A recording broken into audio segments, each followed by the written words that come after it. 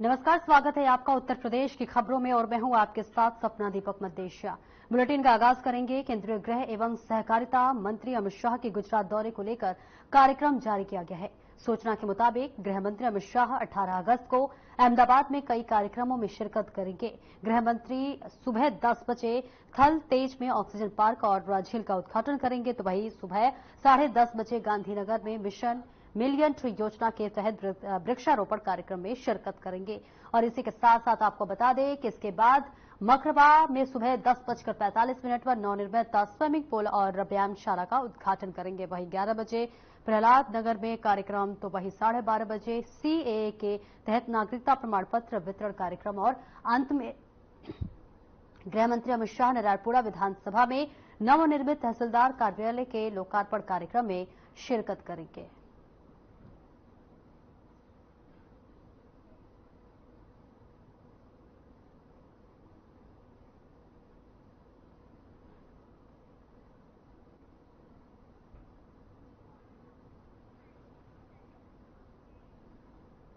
और वहीं अंबेडकर नगर में बृहद रोजगार एवं ऋण मेला के अंतर्गत 2500 से ज्यादा युवाओं को नियुक्ति पत्र एवं विभिन्न योजनाओं में चयनित पात्रों को ऋण वितरित किया गया। इसके साथ ही मुख्यमंत्री योगी आदित्यनाथ ने टैबलेट भी वितरित किए। भारत माता की, भारत माता की, वंदे वंदे वंदे। अंबेडकर नगर के कटहरी विधानसभा क्षेत्र में आयोजित इस रोजगार मेला और भारत के भविष्य अपने युवाओं की आकांक्षाओं की पूर्ति के लिए आयोजित स्वामी विवेकानंद सशक्तिकरण योजना के अंतर्गत टैबलेट और स्मार्टफोन वितरण के आज के इस कार्यक्रम में मंच पर उपस्थित प्रदेश सरकार के जल शक्ति मंत्री श्री स्वतंत्र देव सिंह जी, प्रदेश सरकार के मत्स्य मंत्री डॉक्टर संजय निषाद जी, उत्तर प्रदेश सरकार के व्यावसायिक शिक्षा के मंत्री श्री कपिल देव अग्रवाल जी, प्रभारी मंत्री और प्रदेश के खेल और युवा कल्याण विभाग के मंत्री श्री गिरीश चंद्र यादव जी, जिला के संगठन प्रभारी विधान परिषद सदस्य श्री पदम सिंह चौधरी जी, सदस्य विधान परिषद पूर्व सांसद श्री हरिओम पांडे जी, भारतीय जनता पार्टी के जिलाध्यक्ष श्री त्र्यंबक त्रिपाठी जी, जिला पंचायत अध्यक्ष श्री श्याम सुंदर वर्मा और साधु वर्मा जी, मंच पर उपस्थित भारतीय जनता पार्टी के हमारे पदाधिकारीगण डॉक्टर मिथिलेश त्रिपाठी जी, डॉक्टर राजीव राम त्रिपाठी जी, श्री यमुना प्रसाद चतुर्वेदी जी, श्री राम प्रकाश यादव जी, ज्ञान सागर सिंह जी, रमाशंकर सिंह जी, श्री नायक वर्मा जी, पूर्व सांसद श्री रितेश पांडे जी, कपिल देव वर्मा जी, अवधेश द्विवेदी जी, पूर्व विधायक त्रिवेणी राम जी, पूर्व विधायक धर्मराज निषाद जी, पूर्व विधायक श्री जयराम विमल जी,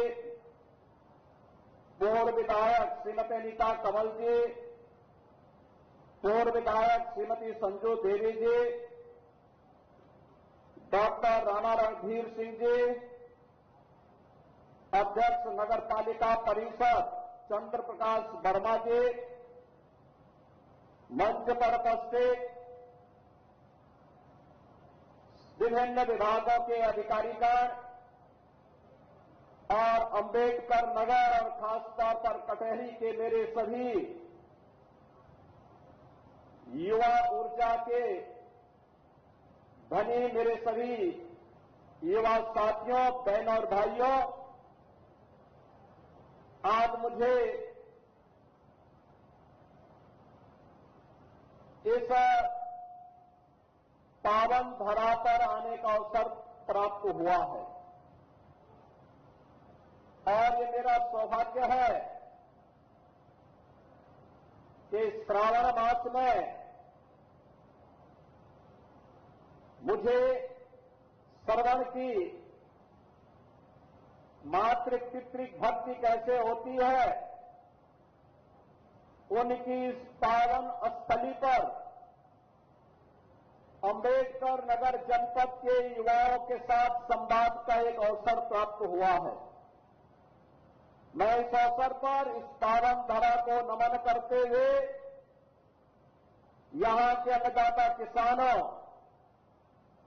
जिनकी मेहनत से प्रदेश और देश का पेट पलता है,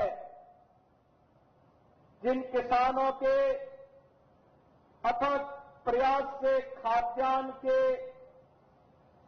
भारत के लक्ष्य को पूरा करने में उत्तर प्रदेश सफल हो पाता है, उद्यमियों का, व्यापारियों का, नौजवानों का, समाज के प्रत्येक तबके के उन सभी नागरिकों का हृदय से अभिनंदन करते हुए आज मैं अपने इन युवाओं के साथ संवाद करने के लिए विशेष रूप से अंबेडकर नगर जनपद में आया हूं। बहनों और भाइयों, आज यहां पर अनेक कार्यक्रम हो रहे हैं। इस कार्यक्रम में अभी मैं यहां आने के पहले, मंच पर आने के पहले, मैंने यहां पे ऋण मेला के आयोजन को भी देखा। फिर 46 कंपनियों के द्वारा युवाओं के प्लेसमेंट के लिए, नौकरी के लिए लगाए गए स्टॉल को भी देखा और युवाओं के इंटरव्यू के कार्यक्रम को बहुत नजदीक से देखा। मैंने यहां की महिला स्वयंसेवी बहनों के द्वारा किए जा रहे प्रयास को भी बहुत नजदीक से महसूस किया। मैंने यहां के उद्यमियों के द्वारा अंबेडकर नगर जो आज से 7 वर्ष पहले माफिया और अपराधियों के कारण अपनी पहचान को समाप्त कर रहा था, इस जनपद में नए उद्योग आ रहे हैं। इस कार्य को, उद्यमियों के प्रयास को ही मैंने देखा और फिर मुझे अपने युवाओं को टैबलेट देने का और जॉब पत्र देने का भी अवसर प्राप्त, नियुक्ति पत्र देने का भी अवसर प्राप्त हुआ है। एक साथ यहां पे बृहद रोजगार और ऋण मिला। 5100 युवाओं को आज टैबलेट वितरण का कार्यक्रम होने जा रहा है। इसके लिए मैं आप सबका हृदय से अभिनंदन करता हूं, आपको बधाई देता हूं और अपनी शुभकामनाएं देता हूं। बहनों और भाइयों, आज हमारा अंबेडकर नगर किसी भी मायने में कम नहीं है। एक अंबेडकर नगर आज बगल में अयोध्या धाम के द्वारा, अयोध्या धाम में जो परिवर्तन देखने को मिल रहा है, उसका लाभ अंबेडकर नगर जनपद को सीधे सीधे मिलने वाला है। दो एक्सप्रेस हाईवे, एक एक्सप्रेस हाईवे पूर्वांचल का और दूसरा गोरखपुर लिंक एक्सप्रेस वे, ये दोनों भी अंबेडकर नगर जनपद से होकर के जा रहे हैं। बहनों और भाइयों, इन दोनों एक्सप्रेस हाईवे पर हम 2 औद्योगिक गलियारा भी बनाने की तैयारी कर रहे हैं, जहां उद्योग लगेंगे और अंबेडकर के मेरे युवाओं को नौकरी और रोजगार के लिए अंबेडकर नगर से बाहर नहीं, बल्कि इसी जनपद में उन्हें नौकरी की संभावना विकसित होगी। इसके लिए भी आज मैं आपको आश्वस्त करने के लिए आया हूं। मुझे प्रसन्नता है कि इन्वेस्टर समिट का लाभ जो फरवरी 2023 में लखनऊ में आयोजित हुआ था, अब तक देश का सबसे बड़ा इन्वेस्टर समिट है। 40 लाख करोड़ रुपए के निवेश के प्रस्ताव इसमें राज्य सरकार को प्राप्त हुए। और बहनों और भाइयों, ये 40 लाख करोड़ रुपए के निवेश के प्रस्ताव का मतलब 1,35,00,000 से अधिक युवाओं को सीधे सीधे नौकरी देने की गारंटी। और उस गारंटी के तहत यहां पर आपने देखा होगा कि कैसे यहां के उद्यमी यहां पर अब नए नए उद्यम लग रहे हैं। अभी आपने देखा होगा लगभग 6,000 करोड़ रुपए का एक उद्यम यहां लग रहा है। अलग अलग उद्यमियों ने भी रुचि ली है, कुछ को भी यहां प्रमाण पत्र भी दिए गए हैं। ये चीजें दिखाती हैं कि अब अम्बेडकर नगर बदल रहा है। अम्बेडकर नगर में माफिया और भ्रष्टाचारियों से मुक्ति का संकल्प लिया है।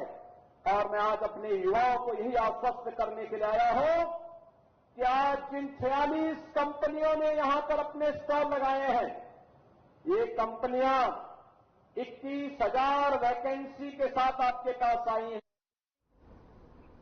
तो आप सुन रहे थे सूबे के मुखिया योगी आदित्यनाथ को, जिन्होंने नियुक्ति वितरण पत्र कार्यक्रम में जो कि शिरकत किए थे। और इसी के साथ साथ तमाम उन्होंने बातों का जिक्र किया। रोजगार को लेकर उन्होंने कई बातों का जिक्र किया, जिसमें उन्होंने कहा कि देखिए उत्तर प्रदेश में अब जो है युवाओं को नौकरी नहीं दी जा रही है, बल्कि सिर्फ उसकी जो है गारंटी भी दी जा रही है। यानी नौकरी के साथ साथ जो गारंटी है वो अब सूबे के मुखिया की तरफ से जो है गारंटी देते हुए नजर आ रहे हैं। और सीधे आपको लिए चलते हैं गाजीपुर, जहां पर चलेंगे, लेकिन उससे पहले आपको बताते चले कि जो योगी आदित्यनाथ मुख्यमंत्री हैं, जिन्होंने तमाम बातों का जिक्र किया, उन्होंने कार्यक्रम में शिरकत की और कार्यक्रम में उन्होंने तमाम बातों का जिक्र किया। और उन्होंने कहा कि डबल इंजन की सरकार ने अब युवाओं को रोजगार के लिए अग्रसर हो रही है। युवाओं को देखिए नियुक्ति पत्र वितरण किया जा रहा है और लगातार इस पर काम भी किया जा रहा है, जिस पर आपको बता दें कि उत्तर प्रदेश के जो युवा है, जो बेरोजगार है, अब उन्हें रोजगार के लिए बिल्कुल चिंता करने की जरूरत नहीं है, क्योंकि अब जो सरकार है वो अब नौकरी देने के लिए तात्पर्य जो है होती हुई नजर आ रही है। अब सीधे लिए चलते हैं आपको गाजीपुर, जहां पर हॉकी के खिलाड़ी है, वहां पर जो है उन्हें सम्मानित किया जा रहा है, जहां पर मुख्यमंत्री योगी आदित्यनाथ ने शिरकत की है। और बहनों और भाइयों, बहुत शीघ्र उत्तर प्रदेश के पास अपना स्पोर्ट्स यूनिवर्सिटी भी होगा। और ये मेजर ध्यानचंद जो हॉकी के जादूगर थे, उन्हीं के नाम पर मेरठ में बन रहा है। और आज के इस अवसर पर जब हम यहां पर आए हैं, यहां पर अभी श्री राधे मोहन सिंह जी कह रहे थे, उनके बड़े भाई थे स्वर्गीय तेज बहादुर सिंह जी, उनकी प्रतिमा की स्थापना का उन्होंने संकल्प किया है। मैं उनका अभिनंदन करूंगा कि अपने पूज्य भाई जो खेल और खिलाड़ी के लिए जिन्होंने अपना पूरा जीवन समर्पित किया था, उनकी स्मृतियों को जीवंत बनाना चाहते हैं। उनकी मूर्ति लगे, अवश्य हम लोगों को अवसर मिलेगा तो उस कार्यक्रम में अवश्य आएंगे। लेकिन बहनों भाइयों, ये जो खिलाड़ी यहां से निकल रहा है, यह खिलाड़ी स्वर्गीय तेज बहादुर सिंह की प्रतिमूर्ति है। इन खिलाड़ियों में इनकी प्रतिमूर्ति दिखाई देती है। स्वर्गीय मेघवर्ण सिंह जी की प्रतिमा इनके अंदर दिखाई देती है, जिनकी स्मृति में एक तेज यहां पर स्टेडियम बनकर के यहां के खेल और खिलाड़ियों को अपनी आर्थिक संसाधनों की कमी के बावजूद भी हिम्मत हारे बगैर लगातार आप कार्य करते रहे। आज इसी का परिणाम है, ओलंपियन यहां से जा रहे हैं, कॉमनवेल्थ और एशियाड के लिए खिलाड़ी यहां से जा रहे हैं, सीनियर और जूनियर हॉकी का खिलाड़ी इस स्टेडियम से जा रहा है। सचमुच राष्ट्र का कार्य है और यही तो समर्पण के इस कार्य के लिए मैं इसके संचालक श्री राधे मोहन सिंह जी का हृदय से अभिनंदन करता हूं, उनकी पूरी टीम का अभिनंदन करता हूं।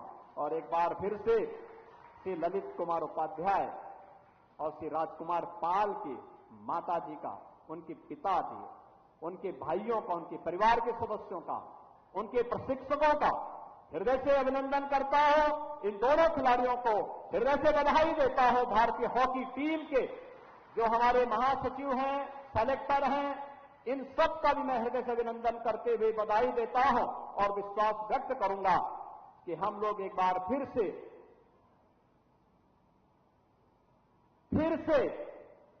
अगर इस प्रकार के स्टेडियम और इस प्रकार की खेल अकादमी फिर से बहाल हो गई तो कोई मेजर ध्यानचंद और कोई केडी सिंह बाबू अवश्य स्टेडियम पैदा करेंगे, अकादमी पैदा करेंगे और उत्तर प्रदेश पैदा करेगा। इस विश्वास के साथ मैं एक बार फिर से विधिवत इन सभी पूरी हॉकी टीम को और भारत के मेडल प्राप्त करने वाले सभी खिलाड़ियों को हम लोग लखनऊ में बुलाने वाले हैं एक भव्य समारोह के लिए। मैंने खेल निदेशक सीआरपी सिंह जी से इसके बारे में पहले से कह रखा है कि वे तैयारी करें और हम पूरी भव्यता के साथ आयोजन करेंगे। इन खिलाड़ियों का सम्मान दिलाएंगे, सम्मान करेंगे और उत्तर प्रदेश के खिलाड़ियों को फिर से नौकरी की बौछार भी करेंगे। आप सबके प्रति आज के इस आयोजन के लिए इतनी भीषण गर्मी थी, इस भीषण गर्मी में भी आप लोग यहां पर उपस्थित थे और मैं देख रहा था यहां मैदान में पानी लगा हुआ है, पूरा पानी लगा हुआ है, दलदल है, तब भी आपने हिम्मत नहीं हारी और यही हिम्मत मेडल जिताती है, यही हिम्मत विजेता बनाती है। यह विजेता भाव हमेशा हमारे मन में होना चाहिए। इस विश्वास के साथ आपको आश्वस्त करता हूं कि डबल इंजन की सरकार हमेशा आपके साथ में है। बहुत बहुत धन्यवाद। जय हिंद।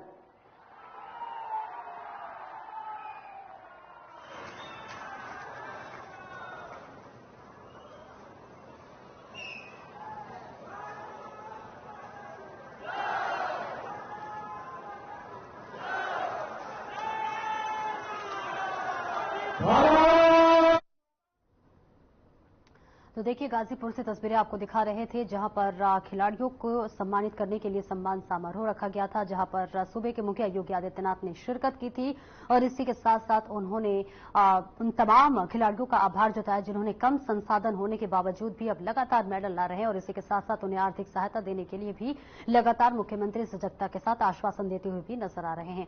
और चलिए आगे बढ़ते हैं, जहां भारत तीसरे वॉइस ऑफ ग्लोबल साउथ शिखर सम्मेलन की मेजबानी करेगा, जहां ग्लोबल साउथ के सभी देश एक साथ आकर मंथन करते हैं।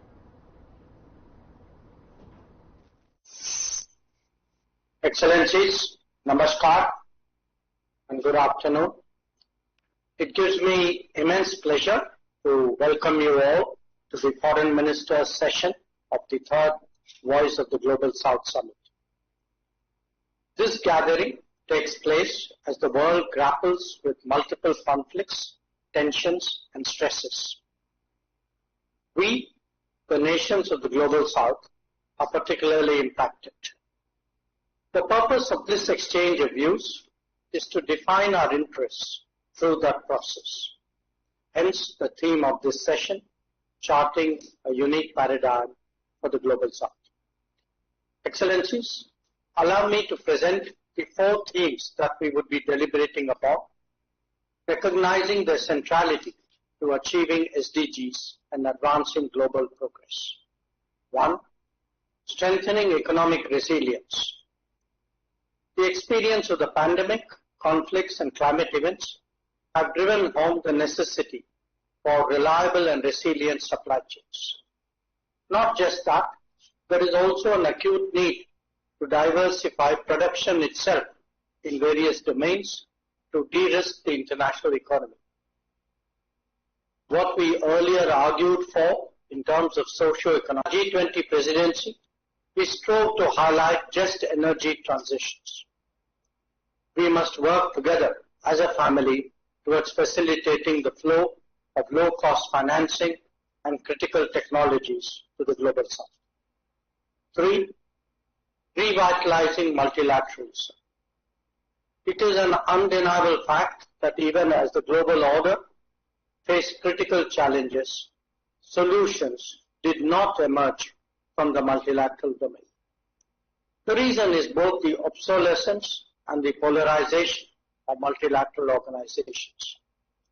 Here too, India has argued for reformed multilateralism and sought reform of multilateral development banks through the G20. As a group, we need to press home our case. And 4, democratizing digital transformations. The digital public infrastructure has been a key driver of the transformation currently underway in our country. Some of our experiences will be of interest to the Global South partners. They could also benefit from intra-South digital exchanges and cooperation. Excellencies, we welcome your views on तो आप सुन रहे थे विदेश मंत्री S Jaishankar को, जो कि अब जो मेजबानी करते हुए नजर आ रहे थे। उसी के साथ जो सम्मेलन था उसका मेजबानी करते हुए जो है विदेश मंत्री एस जयशंकर करते हुए नजर आ रहे थे। और तमाम देश के देखिए जो विदेश मंत्री थे वो जुड़े हुए थे और वर्चुअली तौर पर देखिए बातचीत का जो जरिया था वो भी लगातार जारी था। और आगे बढ़ते देखिए नेताओं का उद्घाटन सत्र जो है पीएम ने जो है समापन पर टिप्पणियां की हैं। आप सभी के बहुमूल्य विचारों और सुझावों के लिए मैं हार्दिक आभार व्यक्त करता हूं। आप सभी ने हमारी साझी चिंताओं और महत्वाकांक्षाओं को सामने रखा है। आपके विचारों से ये बात साफ है कि ग्लोबल साउथ एकजुट है। आपके सुझावों में हमारी व्यापक भागीदारी का प्रतिबिंब है।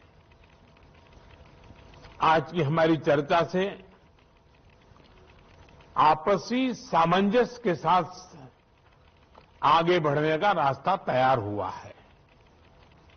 मुझे विश्वास है कि इससे हमारे साझा लक्ष्यों को प्राप्त करने के लिए गति मिलेगी। फ्रेंड्स, आप सभी की बात सुनने के बाद आज मैं आपके सामने भारत की ओर से एक व्यापक ग्लोबल डेवलपमेंट कॉम्पैक्ट का प्रस्ताव रखना चाहता हूं। इस कॉम्पैक्ट की नींव भारत की विकास यात्रा और विकास साझेदारी के अनुभवों पर आधारित होगी। यह कॉम्पैक्ट ग्लोबल साउथ के देशों द्वारा स्वयं निर्धारित की गई विकास प्राथमिकताओं से प्रेरित होगा। यह ह्यूमन सेंट्रिक होगा और विकास के लिए मल्टी डायमेंशनल होगा और मल्टी सेक्टोरल अप्रोच को आगे बढ़ाएगा। यह डेवलपमेंट फाइनेंस के नाम पर जरूरतमंद देशों को कर्ज तले नहीं दबाएगा। यह पार्टनर देशों के संतुलित और सतत विकास में सहयोग देगा। फ्रेंड्स, इस डेवलपमेंट कॉम्पैक्ट के तरह हम trade for development, capacity building for sustainable growth, technology sharing, project specific concessional finance और ग्रांट्स इस पर फोकस करेंगे।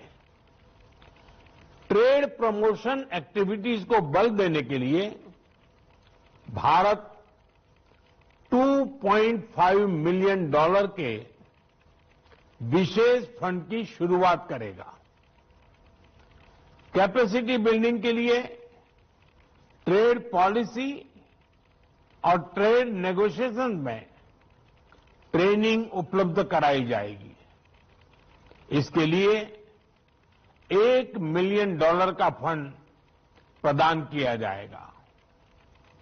ग्लोबल साउथ के देशों में फाइनेंशियल स्ट्रेस और डेवलपमेंट फंडिंग के लिए Bharat SDG stimulus leaders group में सहयोग दे रहा है। हम ग्लोबल साउथ को सस्ती और प्रभावी जेनरिक दवाइयां उपलब्ध कराने के लिए काम करेंगे। हम औषधि रेगुलेटर्स के प्रशिक्षण में भी सहयोग करेंगे। कृषि क्षेत्र में नेचुरल फार्मिंग के अपने अनुभव और टेक्नोलॉजी साझा करने में हमें खुशी होगी। फ्रेंड, आपने तनावों और संघर्षों से जुड़ी चिंताओं को भी प्रकट किया है। यह हम सभी के लिए गंभीर विषय है। इन चिंताओं का समाधान जस्ट और इंक्लूसिव ग्लोबल गवर्नेंस पर निर्भर करता है।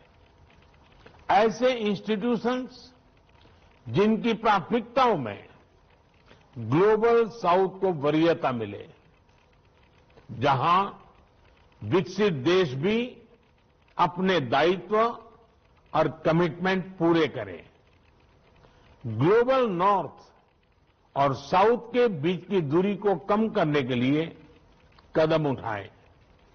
अगले महीने यूएन में होने वाली समिट ऑफ द फ्यूचर इस सब के लिए।